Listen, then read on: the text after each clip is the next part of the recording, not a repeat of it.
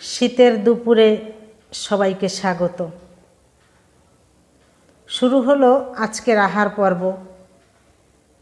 তো মুগ ডাল আর চাল মিশিয়ে একসঙ্গে ঝুরঝুরে খিচুড়ি। তো তার সঙ্গে থাকবে আমার নিজের গাছের কুমড়ো ফুল, বক ফুল। তো বক ফুল আর কুমড়ো ফুল একটু কম পড়ে যাবে, তাই নিজের গাছের কিছু পুঁই পাতা একসঙ্গে ছিঁড়ে একসঙ্গে মিশিয়ে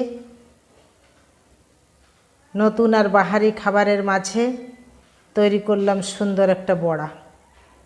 তো বড়ায় দিলাম কালো জিরে, লঙ্কা, নুন, হলুদ, এগুলো একসঙ্গে মিশিয়ে আমি একে একে বড়া করে নিলাম।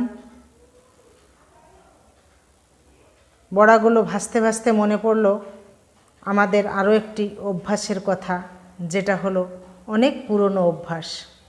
তবে আমরা অনেক সময় পুরনো অভ্যাসগুলো ভুলে যাই। আমরা নতুনত্বের ছোঁয়ায় পুরনোকে ভুলতে বসেছি, কিন্তু এই পুরনো অভ্যাসের মধ্যেও অনেক ভালোবাসা লুকিয়ে থাকে।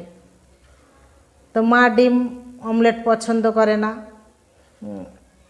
তাই তার জন্য সেদ্ধ ডিমের ব্যবস্থা, আর আমাদের জন্য 3টে ডিম অমলেট।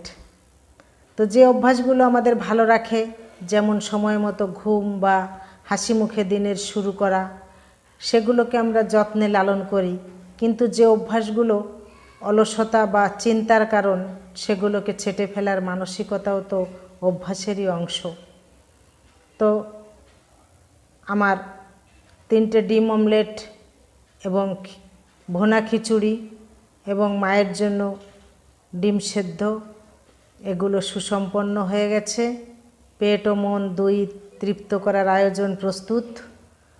তো এই রান্না আমাদের শরীরকে পুষ্টি যোগায়, তেমনি আমাদের অভ্যাসগুলো আমাদের আত্মাকে শক্তি দেয়।